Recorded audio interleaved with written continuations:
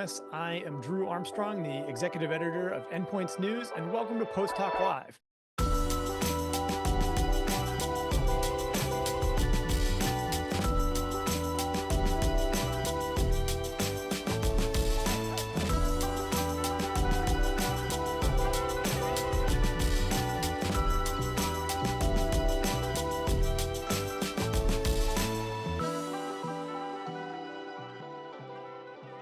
Hello, everyone. Thank you for joining us. Welcome to Post Talk Live. I'm Lydia Ramsey-Flanzer, and I run the health tech team at Endpoints, taking over for Drew today. We're taking over the show today to talk about the latest turn in the GLP-1 epic saga that we've been following for months, probably years at this point. But first, if you're joining us for the first time, hello. Post Talk Live brings the reporting, analysis, and debate that usually happens behind the scenes of our newsroom live to you. If you're watching us on YouTube and you're not already following, please hit the subscribe button below our feed to get alerts about future live streams. You can also sign up for the Post Talk email on your Endpoints News subscription page. And while you're there, sign up for the health tech newsletter too. It's pretty good. If I say so myself. For those of you joining us on YouTube today, you can join the live chat and ask any questions you want. We'll be keeping an eye on it. And if you missed the live recording if you missed us live, recordings will be up on YouTube and Spotify. Now here's what's new. Telehealth company Hims & Hers seems to have settled its feud with Novo Nordisk, which makes the weight loss medication Wegovy. The two got into it last month when Hims said it would release a compounded version of their new Wegovy pill that just got approved in December. Novo sued, regulators got involved, and a few days later, Hims rolled back its plans, saying it wouldn't sell the pill after all. Now the two companies have a deal. Hims will sell brand name drugs on its website and it says it'll back off compounding. Novo dropped the lawsuit. Everyone seems to be playing nice. But who came out on top, and how long will peace last? That's the questions I have. And to talk about this, I'm joined by our resident Endpoints expert on Hims, Shelby Livingston, and our Novo expert, Liz Cairns, to break down what this means and where it goes next. Shelby and Liz, welcome to the show. Hi. Hey. So let's start by walking through what went down. Shelby, we'll start with Hims. I gotta be honest, I think I have been more surprised in the last couple months than I have been in a while with some of the headlines coming out on our beat. It was really shocking to me when Hims went ahead and launched the pill, when they changed their mind, all the stuff that's happening. But I'm kind of curious to get your perspective on it. You know, what was surprising about it to you? And obviously you've been following this company for a while. Does it track with what you know about Hims? I would say I was really surprised that they backed off of offering the, compounded Wegovy pill. I really thought this whole saga would last longer because Hims they've built their brand on kind of pushing boundaries and challenging big pharma. They've got Super Bowl commercials out that have, suggested that the pharmaceutical industry is one size fits all, and Hims is about personalization. And so they've built their whole brand around that. So to see them back off, I think it was like, gosh, not even a week after launching the pill, and say they weren't going to offer it, I was surprised. But I think they just had a lot of heat coming from every direction. They had the FDA commissioner saying he was going to take decisive steps to rein in GLP-1 compounding, and he named Hims explicitly.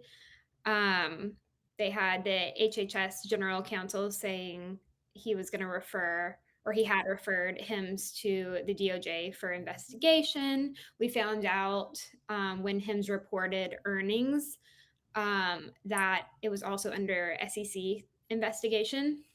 And then, of course, there was a Novo Nordisk lawsuit. Maybe if it was just the lawsuit, they would have kept going. But I think just all the heat from regulators And the lawsuit combined was too much. And so they thought it was better to just back off. Yeah, no, it's not fun if you're getting tweeted at from the FDA commissioner, I suppose.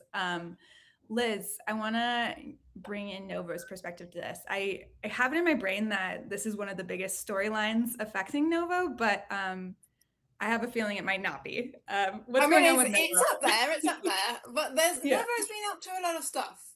I mean, this was the big thing was when they finally decided to take concrete action and sue Hims back, because Hims had been trying this on with the shots for months, if not years.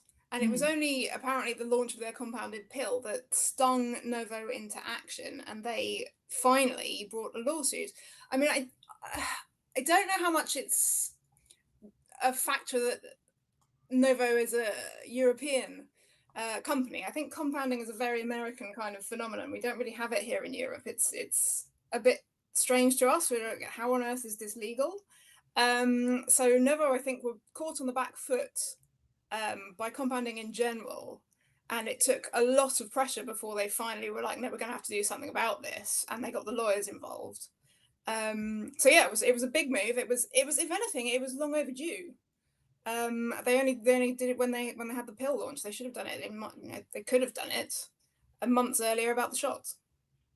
It's still weird to me that they waited so long. Yeah. It's very weird. I mean, Lilly has sort of arguably coped better in that they set up their own direct-to-consumer sales platform much earlier than Novo did, as a way of competing with the compounders. I mean, the compounders seem to have gone after Novo to a greater degree than they went after Lilly's drugs anyway. Yeah, I feel like almost every platform we look at, Shelby, correct me if I'm wrong, they're all compounding semaglutide, but they're not compounding tirzepatide to a big degree. Like that feels notable to me that they'd pick Novo's drug and not Lilly's. Yeah, I think that's true. There's a lot more compounded semaglutide out there, for sure. I don't know if that's because it was the first, or if it's easier to compound. I'm not sure, but they seem to have been hit. Novo seems to have been hit to a harder degree by compounders. Totally. Yeah, it was a massive factor in the fact that their share price has slid really badly over the past year and a half, really. I mean, it's certainly not the only factor. They've had a lot of other problems as well, but it was definitely part of it. Yeah, just to plug it, Liz wrote a really great analysis breaking down Novo's current issues with the, had an early lead in this GLP-1 race. They've fallen behind. Yeah, there's some good stuff in there. I personally have been really obsessed with the lead of that piece for the past 2 weeks or so since it published. We got a question from the audience that I want to bring in next. And because it kind of gets to the heart of, what I was thinking about a lot yesterday of who needs who more. Like, to me, watching this play down, I was like, wow, this is a huge win for Hims. It almost felt to me like a concession of how big of a market or how big of a consumer base Hims is tapped into. But I'm curious to get your two perspective on that. Do you see this as a win for Hims? Do you see this as a win for Novo? Whichever one of you wants to jump in first can do it. Well, I think it is a success for both of them. I mean, Hims gets to remove the overhang of the lawsuit, which I can only imagine they would have eventually lost, but it would have ground on for years and cost both companies a fortune. For Novo, it's a definite improvement. It's far better than the two companies being at each other's throats, and it's better still compared to Hims just blithely compounding all Novo's drugs and undercutting them. The trouble is, while it's a good thing for Novo, it has certainly not removed all their problems. This wasn't their only problem. And if you look at when the lawsuit was dropped, when this agreement was signed, Novo's share price didn't really change. It didn't go up much because it just has such broad problems beyond this.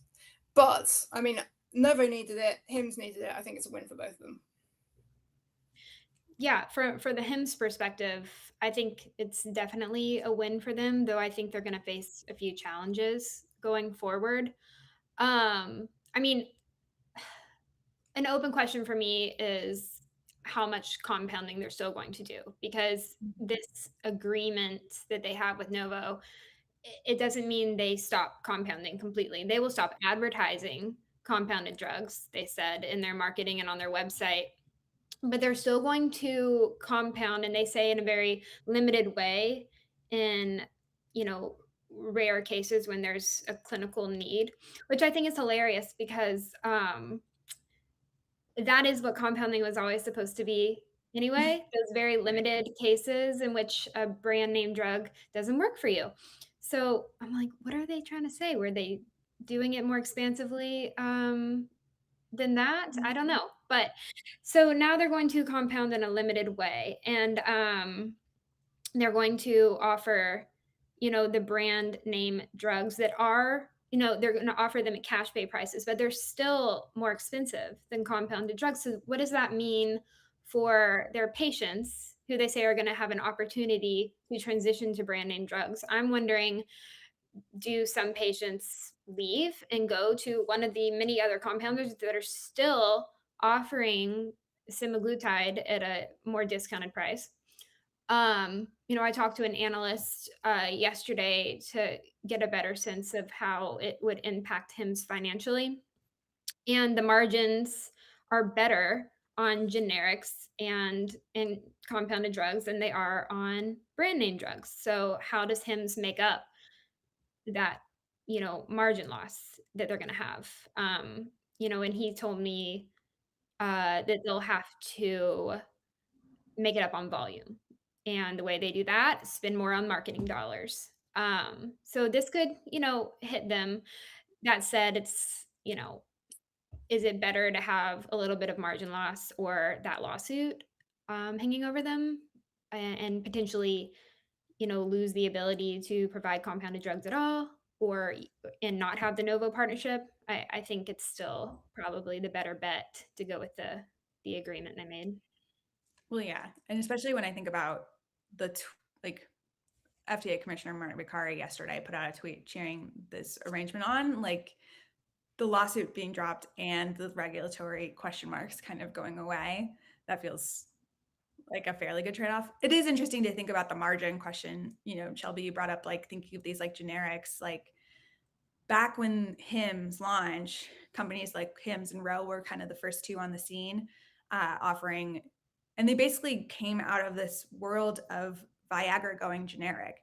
And that was kind of the whole business, was they could start to make these online prescribing platforms really work because of the economics. So yeah, to your point, like to switch it to branded seems tricky, but I also wonder too, this is just a brain thought I have. I don't really know where it goes yet, but we're seeing a lot of people strike up arrangements with Novo and Lilly and really take on marketing for themselves. Shelby, you mentioned you saw a GoodRx commercial on TV yesterday talking about weight loss drugs. You know, it almost feels like there's a new wave of people taking up the mantle for pharma. And I wonder what everyone stands to gain from that. It must be pretty good business. I mean, yeah, I and this just for me goes back to if there were never any of this whole compounding craze, if there weren't, you know, compounding pharmacies and the telehealth companies they partnered with, you know, creating this entirely new market that we really didn't have before, what would, you know, weight loss drugs cost today? You know, if we only had the brand name drugs, I really think that if we didn't have, you know, Hims and the legions of other compounders out there, we'd still have, you know, patients opting or paying the $1,000 a month list prices if they don't have insurance coverage, or um you know, they wouldn't have another option. What would have forced Lilly and Novo to make an entirely new way of engaging with patients? For Lilly to stand up Lilly Direct and Novo to stand up Novo Care, there would have been no forcing function. So you know, even if all of these compounders are now, partnering with Lilly and Novo and offering their brand name drugs, if it hadn't been for them in the first place, access would have been a lot lower than it is today. Yeah, there's also, I mean, correct me if I'm wrong here, because I'm not American and I'm still slightly unclear on how your healthcare system fits together, but I think insurance coverage is part of this puzzle as well, because Medicare and other insurers have refused for a long time to cover drugs simply for obesity. You have to have comorbidities, you have to have diabetes, things like that. Whereas other chronically administered drugs, like drugs for rheumatoid arthritis, for example, are covered by insurance, and therefore customers, potential patients, aren't going shopping for other suppliers. They can just get it via their insurance company. And I think the gap or the delay in providing insurance coverage for the obesity meds allowed HIMSS to step into the gap. Yeah, that's true. They created this cash pay market for obesity drugs, and like Lydia said, they did it for like ED meds and other things before that. It's just an entirely different world than we've seen before, where patients actually shop around, because that didn't happen before. But yeah, yeah, are you seeing that in the UK? Like, are people shopping around for GLP-1s, or is it just like you either have insurance coverage or you don't? I mean, cash channels here too. There are pharmacies that will offer them. It's not compounded though, I don't think. It's actually just the legitimate drugs that you buy privately via a pharmacy from Novo and Lilly. So it's the actual compounding step doesn't come into it. And the vast majority of people, I think, on obesity meds, if they are actual obesity patients, would get their drugs via the National Health Service, so they'd essentially get them for free anyway. Gotcha. Wow, so different. It is different. I also think it's so interesting. I think in the beginning, it's been years now that people have been buying compounded GLP-1s. I think in the beginning, a lot of people were like, these aren't FDA approved and we don't know what's in them. And so, they're riskier than taking an FDA approved drug. And it's so interesting to me that there were millions of people who didn't care.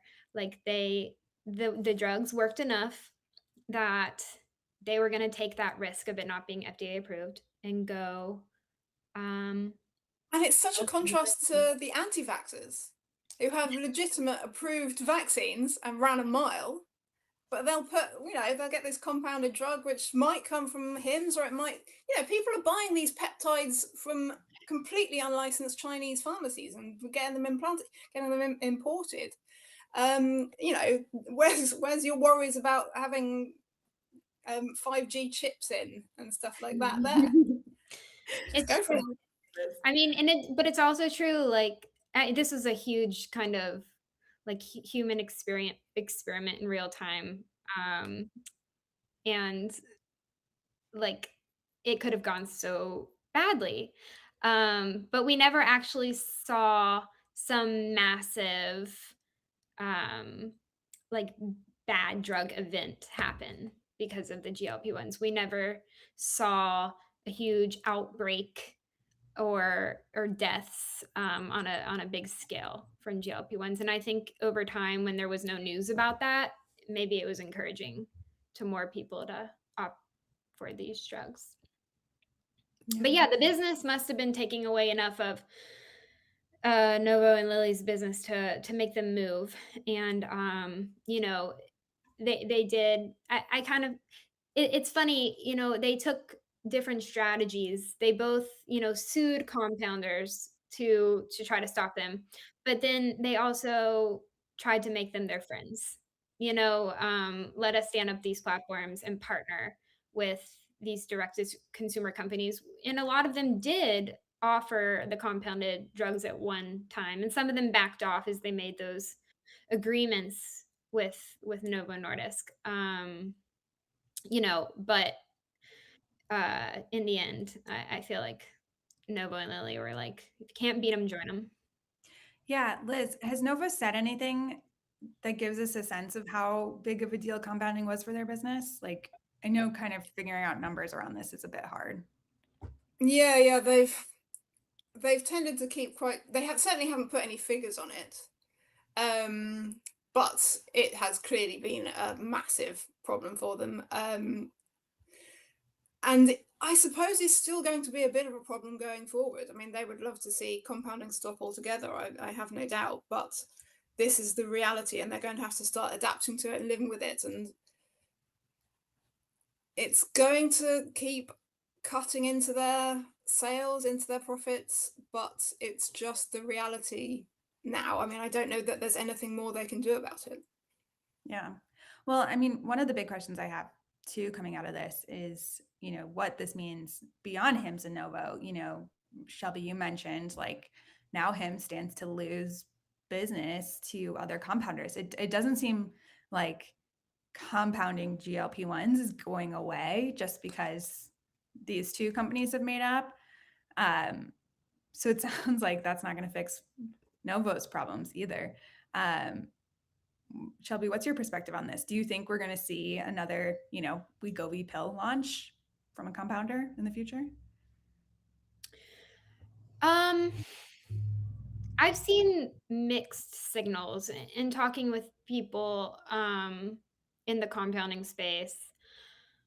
There are still a bunch out there with compounded shots, compounded pills, obesity pills, and they don't seem to be getting rid of them. And then there are others that are stopping.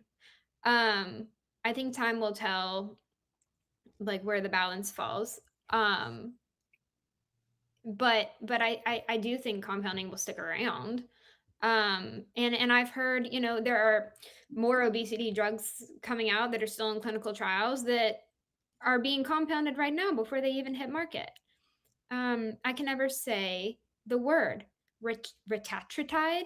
I was taught that the short version is Retta, so it's easier to say. Well, people are compounding Retta, and they have been Yeah. for a while, which is wild. But so it's going to keep happening. But then again, and Hims might lose business, but it might not to the degree we might think, because the gap between the cost of the brand names and the compounded drugs has narrowed. So, I mean, maybe people do want that FDA approved version and are willing to pay a little bit more, as long as it's not hundreds and hundreds of dollars more. One of the questions I have, and we've all had, since this started, was what kind of precedent does this set? Are there going to be future non-obesity drugs that are subject to this compounding craze? And what does that mean for the pharma manufacturers? I think, it was a perfect recipe for the obesity drugs, though, because they worked really well, and they could be compounded relatively easy. And I don't know, people were just willing to pay out of pocket for them. So I'm not sure like what other drugs will come to market that have that perfect recipe. Yeah. It's a classic. And then looking at the other end of the equation, sorry, Yeah. no, go ahead. Looking at the other end, there's another step change coming down the pike, which is that semaglutide is going to come off patent in 6 years, and it's going to go generic. There's going to be cheap supplies left, right, and center. What does that mean for the compounders? Are they going to step onto the next GLP-1, the next incretin drug, the retatrutides, or whatever you have, or do they just sort of give it up for lost? In my head, we aren't compounding in 6 years. I don't know why I haven't thought that far ahead. I'm like, this has to be a flash in the pan, but perhaps not. 6 years feels somehow so long to me to be building big businesses off this. But I'm sure it could happen. Wow. Shelby, if we're covering compounders in 6 years, wow, what are we? How are we feeling about it? I have no idea. We will be covering AI delivering medical care completely on its own without any humans in the loop in crazy ways in 6 years. And maybe the AI robots will be making the GLP ones, or, the other compounded drugs. I don't know, but it's all going to be AI, Yeah, for sure. I don't know. I keep getting the sense like this is like the exception, not the rule to pharma. But part of me, I don't know, Liz, I'm really curious if you're seeing it any differently. Like, I could see a world where pharma has to start considering these online prescribers into their business practices from the jump, like in the way that Novo did to a degree with the Wegovy pill launch. Yeah, it could be. I mean, I wonder if the drive to develop other kinds of completely novel drugs, things like bispecific antibodies and antibody drug conjugates, are a hedge against this kind of thing, because they'd be infinitely harder to compound than simple peptides and small molecules like the obesity drugs. Maybe this is something that pharma companies are factoring into their decision making when they think about what to take forward. Oh, I'm so sure. Yeah. Like, I feel like if you're trying to decide between a compound that is going to go generic or going to go face biosimilar competition, you probably always want the biosimilar competition. Not that that's what ADCs are, but anyway, I think we are running out of time. Thank you guys so much for joining us for this conversation. I hope it was fun to listen in on. We'll be following these topics really closely, as always, and you can keep tabs on our coverage at endpoints.news or by subscribing to our newsletters. The recording of this conversation is on YouTube, and the audio will be up on Spotify. If you've already signed up for our post-hoc newsletter, you'll get notifications when we have our next broadcast coming up. And if you've not signed up yet, over at endpoints.news, you can click on the top right corner and hit the reader profile link, then preferences, and click to activate post-hoc. And while you're there, activate health tech too. Why not? You can also follow us on X, LinkedIn, YouTube, Spotify, and Apple Podcasts, and Blue Sky by searching for Endpoints News. A huge thanks to our producer, Nicole Wetzman, for pulling this together, and our engineer, Dalen Turk. We'll see you next time.